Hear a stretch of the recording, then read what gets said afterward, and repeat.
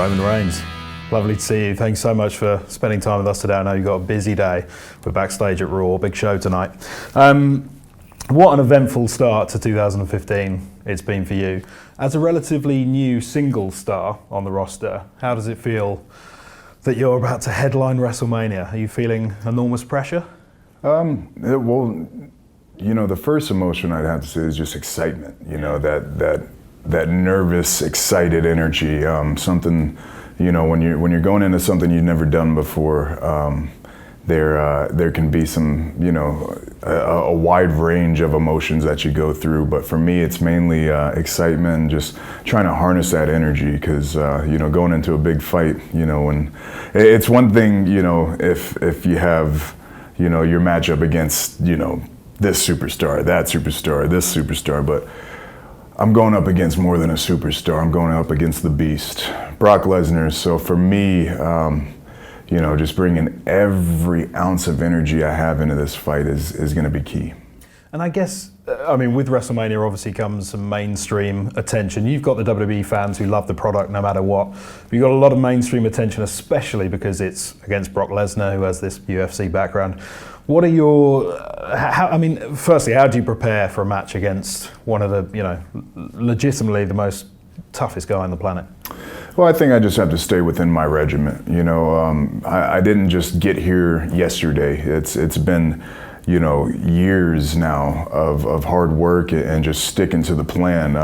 You know, and that's what a lot of people don't see is, you know, some people just feel like, oh, well, we see him on Monday and then we see him on Thursdays or Fridays or whatever you know, you would have it. But for me, there's a Monday, there's a Tuesday, a Wednesday, Thursday, Friday, Saturday, Sunday, a whole week of preparation, a whole week of you know, time management, staying focused, doing all the little things. I mean, from dieting to, you know, sleeping, there's so many different things that you can do to help yourself. So for me, it's just stick to the process that I know. Don't try and change anything up. If it isn't broke, don't fix it. You know, and I've come this far.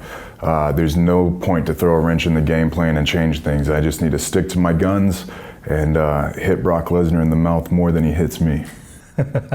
And in the build-up to Mania, what are you most excited about? We're, what, 4 or 5 weeks away?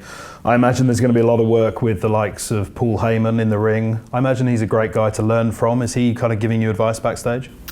You know, Paul's a great source for any superstar. You know, he's been all over the world. He's been in so many different promotions. He's seen so many different things. He's learned from the greatest ever to, you know, step foot in this industry.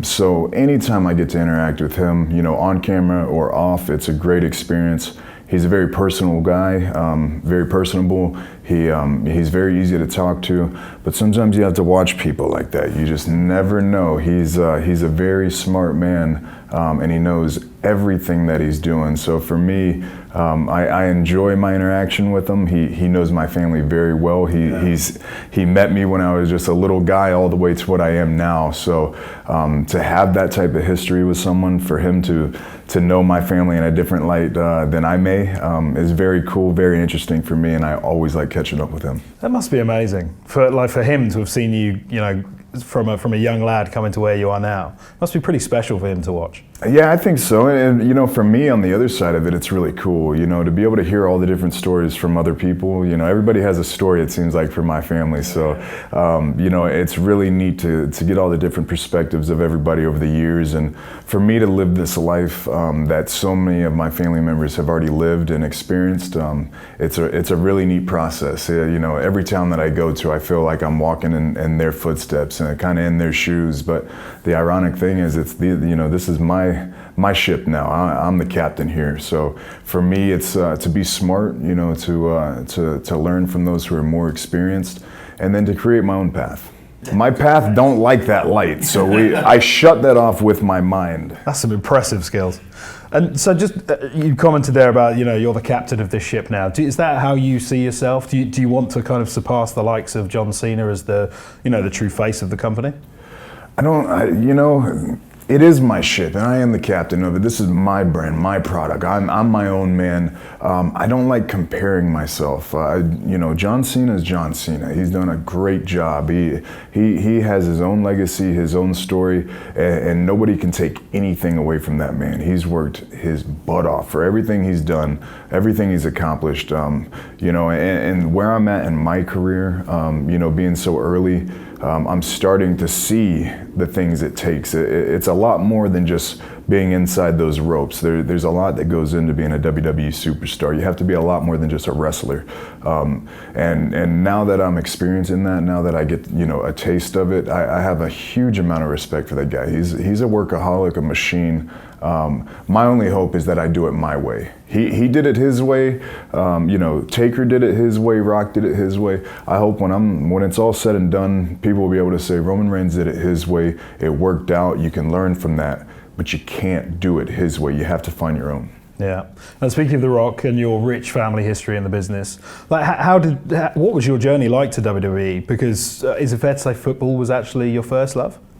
Growing up, wrestling was. Up until the point of getting to high school, I always imagined myself being a wrestler. Me and my cousins, the Usos, we would dress up. We'd get old gear and put it on. Head shrinker gear, things like that. And just pretend. And we'd come up with ideas of what our names were going to be and things like that. So for me, wrestling has always been, it's just always been there. It's a weird, thing to describe. It's not like, of just being a fan or just being born into it. It's a combination of the both. Wrestling is sports entertainment has entertained me, but also fed me my whole life. Gave me shelter, gave me clothes to wear, put me in school. But once I got a little bit further in football, once I started to notice, oh man, I may be able to get a scholarship. I may be able to pay for my school. Take a load off of my mom to where she doesn't have to worry about paying for it. It became a lot more serious, and I think my passion for it grew there a bit more. Just the situation that I was in, and then things happened the way they did. But even when I was super serious about football and I thought I was going to be able to make it in the NFL, I always knew don't forget about your first love. Don't forget of what you thought, your dream was to be.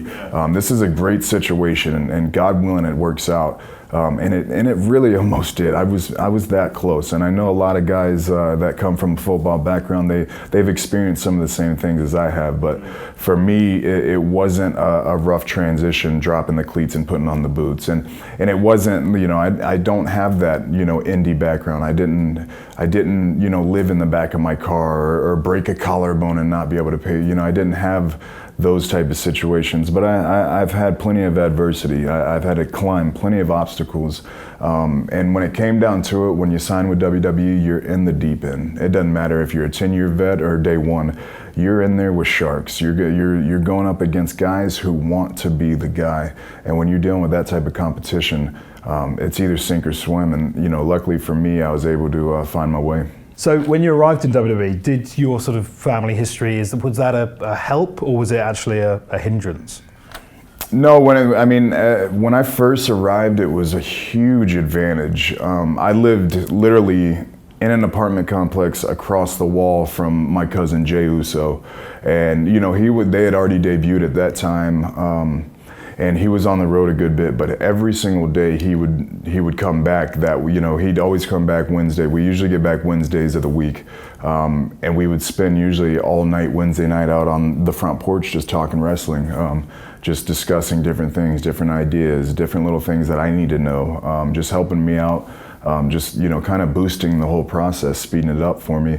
And luckily for me, I'm a pretty good listener, so I was able to just take in everything, learn all the basics, all the the smaller things that the step one, and then we were able to move to step two. So for me, he really helped me go from a situation of crawling to walking to running, and as I progressed, as I got a little bit higher up the ladder, and I'm still doing that, the pressure is a little more. There's a lot more on the line nowadays. I'm not in a warehouse anymore. I'm not just wrestling in front of Tampa, Florida. I'm in front of the whole world. So, you know, for me, it's not so much about pressure, it's a responsibility, and I think we all have that as WWE superstars, is not only to lift the product, but to raise the standard of what happened before us and then what's going to happen after us. I just want to leave this place better than I found it. I'd love to have been a fly on the wall with hearing those conversations between you and Jay. Yeah, you know, a lot of times it wasn't all about wrestling, but you know, a lot of times we'd just have a couple cold beers and we'd talk. You know, we just talk about life, what it's gonna take to get to that, you know, to that point where he was, and then, you know, what's it gonna take to get beyond that. And you know, it's a everyday process. You never know what's gonna happen the next day, and it's kind of a thing you have to stay on your toes. So. Yeah. So you made a very impactful debut on the main roster with Dean and Seth. An incredible showing at Survivor Series 2012. Very memorable debut for you three. What are your memories of that time? And as we approach something like WrestleMania 31, are you quite reflective about your early days in the company? Not too much. I think about it here and there. You know, think about if there's anything that I could take from that is the nerves. You know, the mindset, the focus. You know, that fine line of caring too much and not at all. You know, you're there and now it's time to just cut loose and trust it. But for me, it's a total different time now. You know, when I walk backstage, you know, it's a different setup than it was when we first showed up. You know, I have relationships with a lot of people. You know, a lot of the people that aren't on camera, our crew, our backstage, you know, all the, you know, the backstage family, everyone that helps the show. People don't realize how much goes into making this entertainment show, to bring this to life. But I'm fortunate enough to get to meet a lot of these people. So for me, it's a different situation because I feel at home. You know, at the beginning, it felt like a bit of a away game. Now it feels like I'm home. I have a process. People are familiar with me and the things that I do and the routine that I have. People know when to mess with me and when not to mess with me. So it's a bit different, but there are some things I can take from our debut. And talking about the Shield, obviously at that time it was quite rare to see six-man tag team matches. You know, it was a breath of fresh air. What if you had to choose one favourite Shield match? Obviously, when against the likes of Evolution and obviously the Wyatts. What's your fondest memory of that time? All those matchups were awesome. You know, I think the fact that the Shield beat Evolution twice. That's what's going to be, right? Yeah. Well, I think that's the accomplishment thus far, as far as like what do we hang the Shield's hat on, and I think that's the hook we're going to go. Is we're 2-0 against Evolution. The name of that faction, of that grouping alone speaks for itself. All the titles that go within those men, you know, that they've carried and they've experienced. For three new guys, you know, and at that point, you know, we were starting to build a little notoriety, and people knew who we were, but we were still relatively new. And with that being said, you know, the Wyatts, that was just a weird organic chemistry there, you know, and I think the WWE Universe knew it right away, because the first time it was like something like, oh man, that was awesome. It's like, what door is this? Hold on, what door is this? Holy crap, we're in the ring with the Wyatts right now, and the people are going nuts, and we haven't done a thing. We're just looking at each other. We're 8 feet away, and we're just staring at dudes with beards, and these people are going crazy.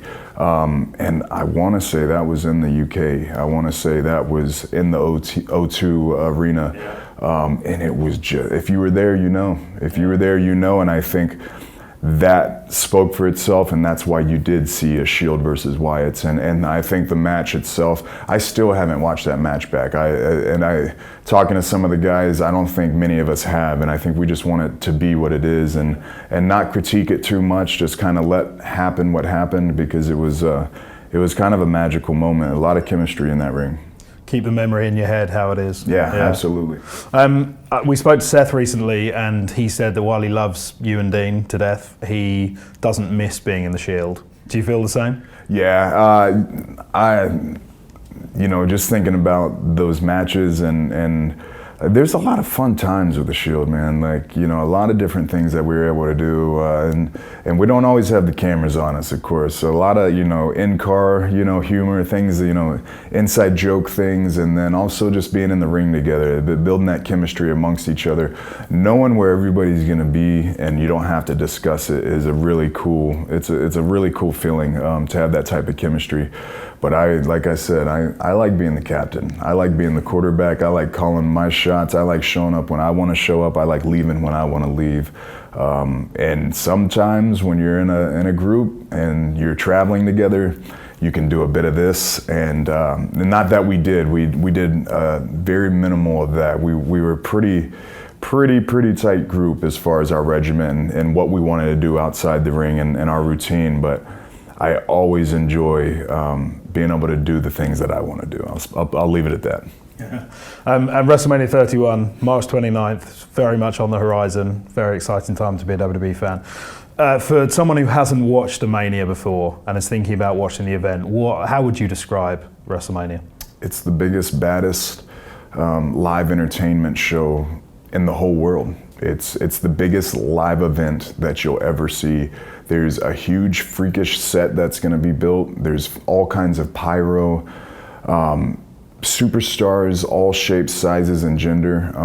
You can't put these type of things together just like that. This is years and years of entertainment experience that comes together for one night. And fortunately for me, I'm going to be the guy that uses this night, that propels himself to the very top of his game. And there's going to be a very special story, and hopefully I'm that superstar walking out looking and smelling like roses. And just speaking about your opponent for that night, can you tell us anything about what you know regarding the Brock Lesnar situation? There's been a lot of rumors on the internet about him walking out. Is there any truth to that? The Brock Lesnar situation is he's 6'3", 6'4", 265, 270, and he's got a date with this fist right here. That's the only situation I know of. I would never prepare for a fight if the man wasn't going to be there. I'm preparing for a fight, and I'm going to give Brock Lesnar the fight of his life. Awesome. Thank you so much. Really good to see you. Thank you, Ryan. Thanks, man. Always good to be seen.